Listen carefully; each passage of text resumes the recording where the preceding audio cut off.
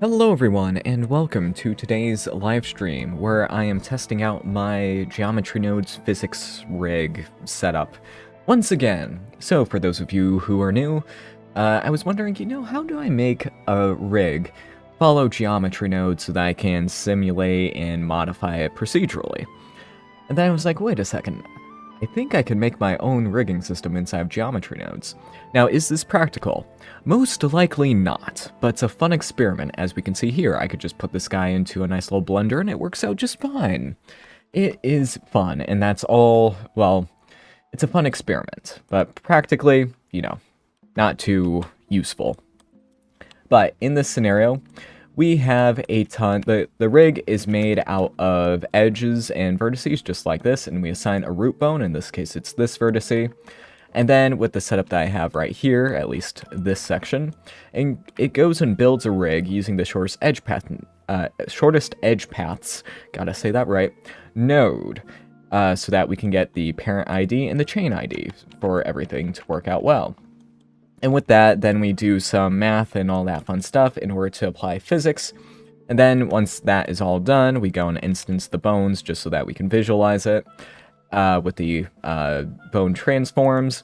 And then on the mesh here, we can go and skin or deform the mesh with the armature using this setup, which is more complicated. But honestly, it wasn't as complicated as I thought it would be, because this procedurally makes the weights, because unfortunately, we can't really, I can't really assign the bones to a specific weight unless I number the attributes by the ID, which isn't ideal. So at the moment, the weighting is all procedural. And also, yes, I did add collisions, which is funny. Let me go and turn off the animations so that we can just see this part. So with the collisions, we can see here, just, that part works. At the moment, the collision point center is the middle of the bone, and the radius is the length of the bone. So imagine a circle right here, and that is the collision part. I could actually go and show you the actual collision section, because the way this all works, the way all this physics stuff works, is that it's just doing velocity and all that fun wibbly wobbly stuff on a vector that is the tail position. So in this case, when this comes along, it just moves the tail position over, and then it updates the bone transform accordingly. Pretty standard stuff. Very similar to the wiggle bones add-on, which means that there are a few little errors, which I will showcase here. If we go and subdivide the rig here, and then we go and make sure that there's only one root, we'll see that this becomes a lot more unstable, that everything becomes a lot more wobbly. That's something that also occurs in the wiggle bone add-on. After you get to about 5 or 6 parts of the bones in a chain, it becomes rather unstable. Now, there are ways to compensate for that, but unless I figure out a way of making the child bone transforms and positions and all that affect the parents in a reliable manner, especially with the branching, because that's annoying. It's possible, but it would be annoying because since we don't have lists, I would have to repeat a set number of times to evaluate how many branches, so there would be a max limit on the branching and yada yada. But anyway, we can see that collisions work out pretty well. But yeah, so now I'm going to try it out on a different mesh. I have this dragon mesh from Sketchfab, which looks very, very nice. And it used to have a rig, but we will not be using any of the vertex groups. We're going to just make it procedurally, which will be very, very cool. So in this case, yeah, let's start this from scratch. We'll just ignore everything else, and we'll just add in a plane and start modeling a quick little skeleton and use the mirror modifier, because we can procedurally make bones with this setup. So in this case, I'm going to very quickly make the tail, and I think the center point should be right here. So I'll go and assign the root there, and we'll have to freeze some parts later on. So here we'll have this. That seems to be a good place for the jaw. So here, let's go into this. Oh, wait. Oh, is it not centered? Or did I accidentally apply... Ooh, I might have accidentally applied some of the... Oh, that... might have accidentally... No, I reset it to the rest position. Maybe the rest position is just modeled. It doesn't really matter. Let's just go and add in some things for the wings, which here... Again, I'm going to go and make more stuff over here. You know, let's try to do this quickly, because this setup is supposed to be very, very fast. It'll be very messy, and we can refine it later, you know? Let's go and put this over to here, and over to here, and then one more for right here. Okay, and then we're going to mirror this on the y-axis. Make sure you turn on bisect. Yeah, we'll have to edit it, but it's fine. It's completely fine. And then we will add in the geometry node rig physics right here. So we need to assign a root right here. So I'm just going to copy the name, assign this one right here, and then put this right there. And then if I add in a freeze group, then there will be no physics applied. So I think on the shoulders, if I do put that in, that would be a good idea. But here we can see that now this is now being, you know, moved. And I'll have to put in the legs, but that'll be very easy. And then we could put in the geometry node rig system, the deformation part. And we can see now that that's now being applied, even though the weights are absolutely atrocious. So we can try to edit that. I think, yeah, unfortunately that's mostly just because, yeah. Let's see how that works. So that works okay, but I will need to modify a good amount of this. So let's disable it. Go up here and then move that up. There we go. Again, all this is a set distance just because the limitations with GeoNodes. Now, if we could go through and see all of the vertex groups in a list and then choose those with an index, like, oh, vertex group 1, 2, 3, 4, 5, then the system may end up being somewhat practical. But again, and then, or being able to match those up with the actual names. But that is for another time. Let's go and make sure those are long enough. There we go. Then right here, let's add in stuff for the legs. Let's just do it manually. As simple as possible and as hacky as possible. Again, right here, let's scale those down, put that there. Go over there, bring that over and down. There we go. Pretty good, pretty nice. Okay, let's go over to here and run it again, and also apply you. So here we go. We now have the dragon rig, and it is now physicsed, in a sense. So let's go over and get that empty again. Or wait, is there... where... Okay, there is no pin object. So let's make a new pin object, which will decide where the root position is. So let's go and select the empty right here. If there's nothing in the collision collection, then it will just ignore that. But here we go. In just a few minutes, now this is working beautifully. Oh, and I have motion blur on, so let's go and turn that off. So now I'll just go around and all that works beautifully. And also, since the bones are actual instances, they will actually be visible in the render, which you could just turn that off if you don't want it. But yeah, there you go. So there were a few other things I wanted to try out. Because I could make... what else could I try to do? I could try rotating the bones, because right now, the only thing that's happening is we're offsetting the rotation using the tail position and all that has the deformations applied. But I could also rotate it. Rotate, rotation. Let's go and try that. Also, apologies if I sound a little bit under the weather. It's because I'm under the weather. Let's go and try that. So if we rotate this locally, that's why... Wait, that doesn't seem to be right. Maybe I have to do that after. No, that should be fine anyway. Okay, we can see that part. We can see this part. So maybe I should add that as a parameter, just as like a final post offset. And then that, oh, that's not good. Actually, no, that is expected behavior. But yeah, I could do that if I wanted to. But let's go and try out some other things. So with the wobble, we can turn this to 0. and then there will be no deformation happening. It'll just move around normally. If we set it to 1, then there will be absolutely no incentive for it to return to its original shape. But we could turn on the angle limits, which, as we can see right here, should be, yeah, right now the angle limit is 45 degrees. Let's make that 25. There we go. So now, yep, that is working correctly. Let's turn down the velocity. Let's make it so that the velocity will not diminish. So here, it will all just keep wobbling into eternity because almost no velocity is lost. There we go. So if you ever wanted a dead dragon, there you go. And then what else? What else could we do? If we set to 90 degrees, then that will look very wrong just because most joints don't go to 90 degrees on all axes. There we go. Let's set that to be 0.7, is it? The less wobble you have, the smaller the dragon appears to be.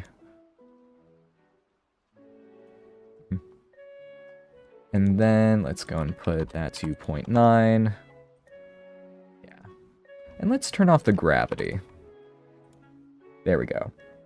So now the dragon is just trying to go back to its original position without gravity weighing it down. Mighty jelly dragon. Yes, yes. Go. Here, let me make this a little bit bigger. There we go.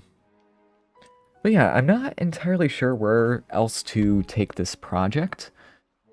Because yeah. It's cool, but again, it's not entirely practical beyond this. Though someone did mention that I should make a googly eye setup and then attach it to this, and that would work. Oh, another thing. I could make a quick geometry node setup to sample a bone transform, which is very useful, especially comparing to what we have with regular rigs. I can just take this, and since there are bone instances, we can go and sample the transform pretty easily. So just sample index, let's make sure it is the instance. I could convert the instances to points, but it's okay. And then we just need to sample the transform global in this case. And then we can transform geometry to align with that. So there we just set it to be a matrix. And now the cube is following along right there, which is very nice. And then we can just offset that to whichever one we want. So if we want a person on top of this dragon, we can do that. It won't be on the object level, but it's okay. All right. So I am debating whether or not to put this up on Gumroad, not the dragon one, the one with the base mesh. All right, and the scale gets transferred as well. I keep forgetting about that.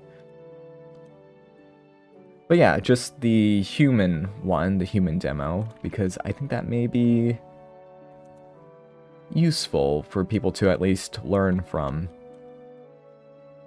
Where's the collider? Oh, collider. Ah, there you are. Because there's a lot of interesting stuff in here that I honestly did not think was even possible in geometry nodes. But apparently it is. There we go. Alright, is there anything I should go over? Oh, I could go over the collision part. So here I made a mesh SDF node and then I modified it so that it would then give accurate collision offsets just for convenience sake. And this is the internal setup. I wanted to make it so that I didn't have to use smoothed normals, but it would lead to errors if I didn't have it. So I had to derive the normal from the position offset, so you get the surface position and then the sample position, subtract those, normalize, and then that gives you the normal. Then you need to make sure that's correct using the sign of that offset and the smoothened normal dot product. So that is how you do that, which I feel like I could make that a bit simpler, but with the smooth and normal, errors occur if I use the regular face normal. And then everything else, yep, all that's good. And then this is the collision offset with the collision radius. You just do that, and then it works out just fine. But yeah, that is that. Is there anything else I should go over, or is this good for today? Let's see, let's go and bring this. We could go all around, but let's change the angle limits to be 45 degrees, and let's turn up the gravity. Again, all of these settings have to be done inside of the object because, unfortunately, we cannot derive the force field data from the force field objects here. We have to do this kind of... Everything has to be per object. We can't affect a ton of rigs at once without going inside the node tree. There we go. All the forces work, and I can make it so that the forces... Like, I could add a noise and that should work just fine. But I need to make it so that the position is the transform position. So let's go and separate transform, put that into there, put that into there, turn off normalize, and add this into there. So yeah, we don't have force fields, but we can kind of approximate it. It's just less convenient. So let's put this right here. There we go, and let's make it so that it evolves over time. So let's go into scene time, use a divide node, or in this case a multiply should suffice.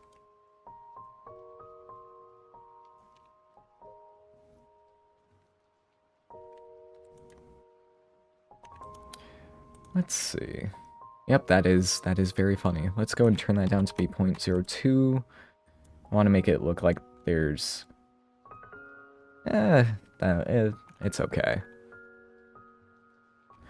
One funny thing I did, let's go and do this other version, is I offset the root position using noise instead of empty, so I could get procedural animation working.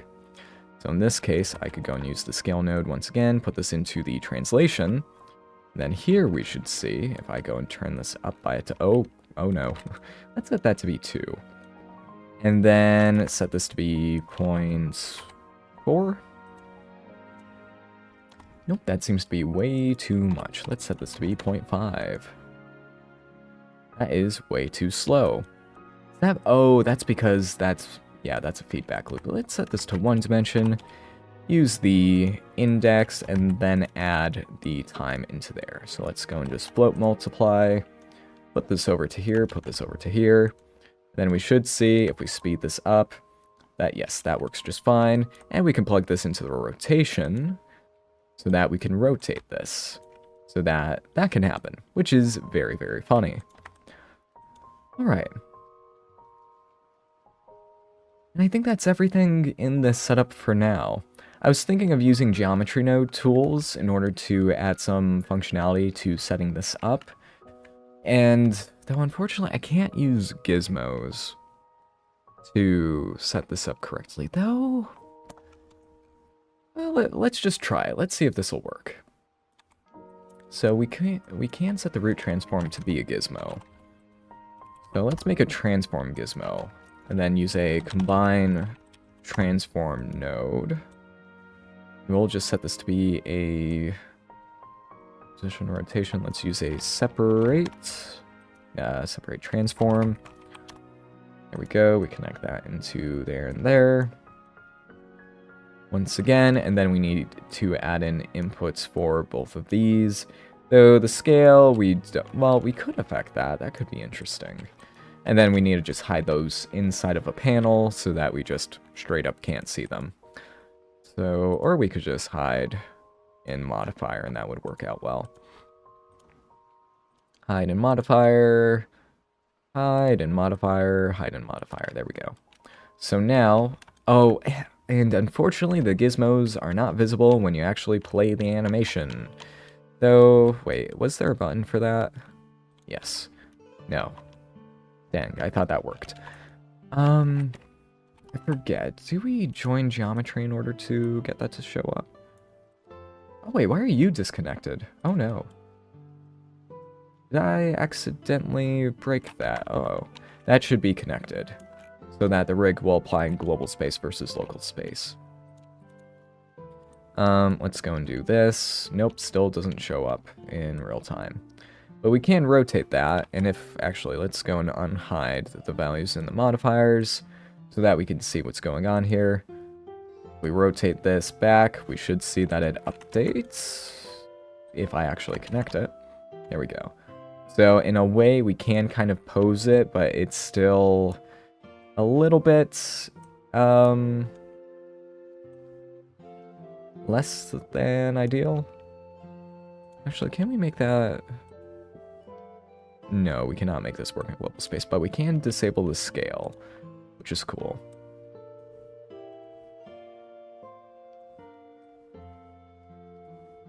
Yeah, the transform is still in global space versus local. Maybe that's just a result of my setup. Maybe. If we offset the rig, we can see that nothing changes because I made this into global space, which I should probably make a quick video on how to set everything to be in global space because it's, you know, pretty simple to do. You just need to remember to invert the matrix at the end. But yes, we can move this to wherever we want. That's perfect. So I guess in a way you can pose this, but it's very limited because you cannot pose everything for each point. Unfortunately, gizmos do not work for each point. But yeah, can you give individual control for the angle limit by using the vertex crease attribute? Yes, it could. So one thing that I forgot to go over, let me just go and kind of reset this a little bit, is that I can affect all the data using vertex groups. So in this case, the roll of the bone is affected by this vertex group. So in this case, the shoulder bone will rotate once it updates. There we go. We can see that this rotates and that works just fine.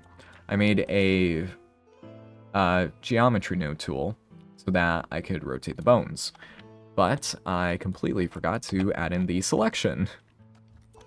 Selection, read selection. There we go. There you go. So now, if I were to go and select a bone in this case, I can go and set the roll right here, and as we can see, it can roll. We can set the angle limits using that. The only downside being that, well, I could make it so that it uses degrees, but you wouldn't be able to set it here, which is annoying. Like, I would have to map it to a 0 to 1 range so that you can conveniently affect it here. And also, that this is one of the limits of this setup. Again, it's not really practical, because I could also make it so that you can set the rotation instead of just roll it. Yeah, that might actually be a good idea, just have a little switch for that. I'll add that in later. Like with regular bones, you just have a menu for all the data that a bone could have, and that works out well. But, you know, this is just an experiment to see how far you could push it if you needed to. How far you can push it. So, yeah. And then I could add in other angle limits, but in this case it's fine. Yep. Okay. I think that's everything for today. We're at 23 minutes. It felt like that was longer. Yeah, let me see if I can stretch this out a little bit more. Oh wait, there is something else I can go over for the last little bit of today, but I would have to upload or not upload, I would have to boot up a Blender branch. This is so fun. Like, on one hand, like, this is just a look into how procedural rigging could be useful, I guess. Because with the Wiggle Bones add-on, affecting bones en masse isn't exactly convenient. Oh, in this case, it's like, oh, everything's procedural. I could even, you know, mirror the bones set up procedurally and all that. So it's an interesting possible look into the future. Rigging notes are kind of planned, but there's no ETA on that, so I would say 2 years, maybe. We'll see. It's definitely not planned for this year, I don't think. But, again, just an experiment to see what's going on. And then geometry nodes affecting... Like, I really wonder how that would work, because I've heard people wanting to do that in the past. How would you make geometry nodes be affected by bones, and then have the modified geometry nodes affect the bones afterwards? And that would have to be an interesting dependency loop, where you like turn the bones into points with their transforms, kind of like what I'm doing here, except, you know, reverse. And then you affect those using geometry nodes, and then you have like an armature modifier where it's like read from geometry, and then it would pull the data from geometry nodes and then set the bone transforms dependent on that. But it would be a circular loop where you go from the armature to geometry nodes and then geometry nodes to the armature. And doing that not inside of one object may be a bit of a pain to set up. But it's an interesting thought.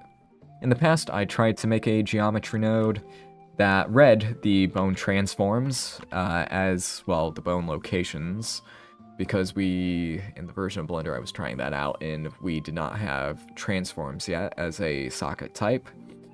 But maybe I should try it again. Recently, the Blender devs have made pretty big changes to how new nodes are set up, and now it's a lot simpler.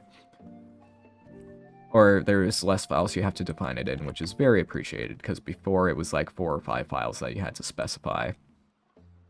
And it was very annoying to keep track of that. But now it's a bit easier. Order of operations, geometry nodes would affect the geometry bone nodes, and then affect the bones first, and then the geometry on top of it, or you'd end up with loops, probably. Yeah. Or you would have one as the animation rig, and then that would go to geometry nodes, and then you have another rig that reads from geometry nodes, which again would be a bit painful, but it would specify, okay, this one is the non-modified one, and then this one is the one that's actually affected by geometry nodes. And then you would just be able to, you know, click and then say, oh, this mesh is being affected by the procedural one instead of the original one. So that would be pretty convenient. You would just have to, again, convert bones to points, and then have like a armature modifier, which, again, I don't think can exist yet. Like, there's here, but then you would have to add in a new panel here for read transform from points or from geometry. Like, if there were constraints, that would work, but applying them to every single bone might be a little bit annoying. Though, I am forgetting. Is there the... So, if there's copy transform. Yes, you can... Okay, that's not too bad. You can copy to selected. So, like, a sample index, but for the bone transforms would be possible. But that is, again, for the future, not for now. For now, the most convenient way is just to remake the rigging system entirely, which is pretty cool. I still really want camera nodes. I remember when you did some stuff that was such a pain, having to use drivers for stuff that would be simple if you could just do an object info on a camera. Yeah, and the drivers aren't really... In my experience, they were unstable when copying them from one project to another. And, yeah, geometry nodes really struggles with bringing in outside data. Like scene, or I guess just kind of Blender in general. Because even bringing, like, scene time into the shader editor, in cycles, it doesn't update correctly. And then the camera info node... Sometimes that in an older version did not update correctly as you play the timeline. So Blender just has difficulty getting outside data into geonodes, which is unfortunate. Like, it is possible, people have made nodes for that, but no one's had time to actually get them approved and then put them in. Which is why I would like it if there was just a generic way to get data, but apparently that is a huge undertaking to make that actually work. Rather than the devs having to add in node after node after node after node after node, there could be a generic one where then people make node groups where it's all the data you need right there, and then if there is an update to Blender, you just have to change the, I don't know, Not API, but you know what I mean, the actual data path for that, and then it starts working again. So, in my fantasy land, that's where that would be the way to do it. But from what I've heard, it would be a much bigger undertaking than you would expect.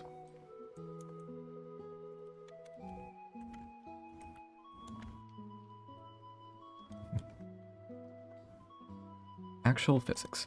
Oh, and I did make some changes to, not this part, the actual rig. Where's the rig? There we are. Yes, with this, I took out the, I used to have, what was it?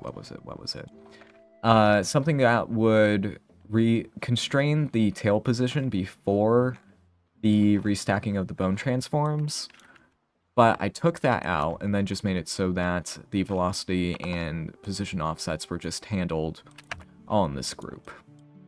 Here, let's get rid of this to simplify everything again. Because without all of you, as we can see, this setup is not too complex, since we have all the main stuff inside of node groups. And that is pretty good. Like, the rig setup isn't that bad. Like, this part is, okay, this part is pretty bad. Like, if I got rid of the collisions, it would be nice and simple. And also with the limit vector angle, I had to add in a factor for this because affecting the rotation, I needed to have the collision happen after that. So that would be accurate and yada yada.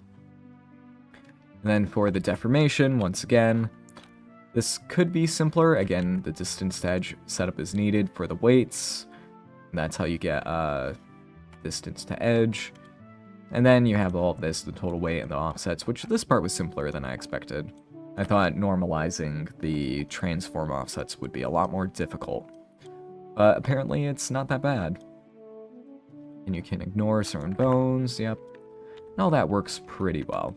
Again, if this were convenient, you would never have to look inside the node setup here. You would just be able to do it here. But yeah.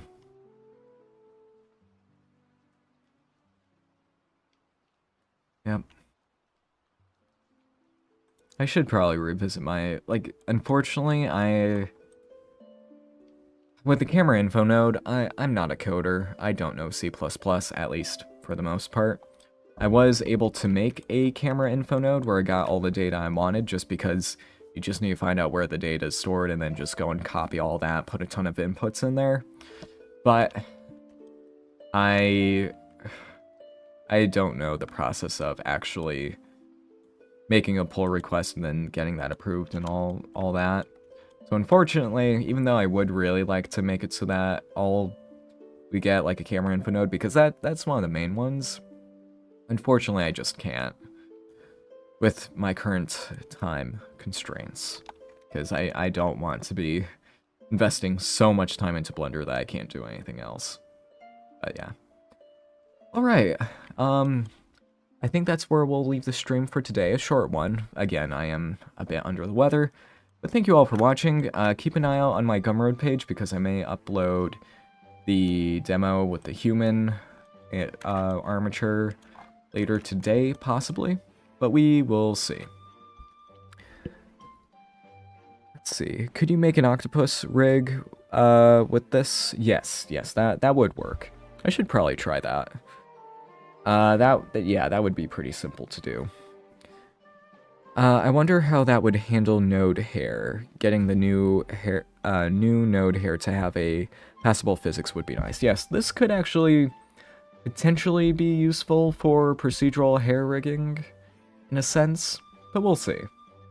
I should try it, because that's the one scenario where this may actually be useful and convenient. But then again, use the wiggle bones modifier if you're using this in production, if you want to do bone physics in production, just because it is better. So yeah, just use the wiggle bones add-on. Is there a reason why Blender does not support bones in geometry nodes? Just with the way the data is handled, like armatures are a completely different data type with completely different constraints and all that. Geometry nodes, while it is very procedural, is still very new to Blender. and the rest of Blender hasn't really caught up with it yet. Like, if you look at the shader editor, it's almost getting a repeat zone, but we don't know when that's coming. And then, like, Boolean data types and all that. Geometry nodes is helping update the rest of the Blender node editors, but it is taking time. It is taking time. Let's see. Your trail node is so useful. Oh, I'm glad. I need to update that, because I need to make it actually use delta time. But that's for another time. I'm so happy that the physics here works so well. And I should add in delta time to this, but I can't be bothered. It would just be annoying to set up more nodes, and it wouldn't really benefit too much with something like this, which isn't practical. Okay, that'll be it for today. Thank you all for watching, and I will see you next time. Have a good one.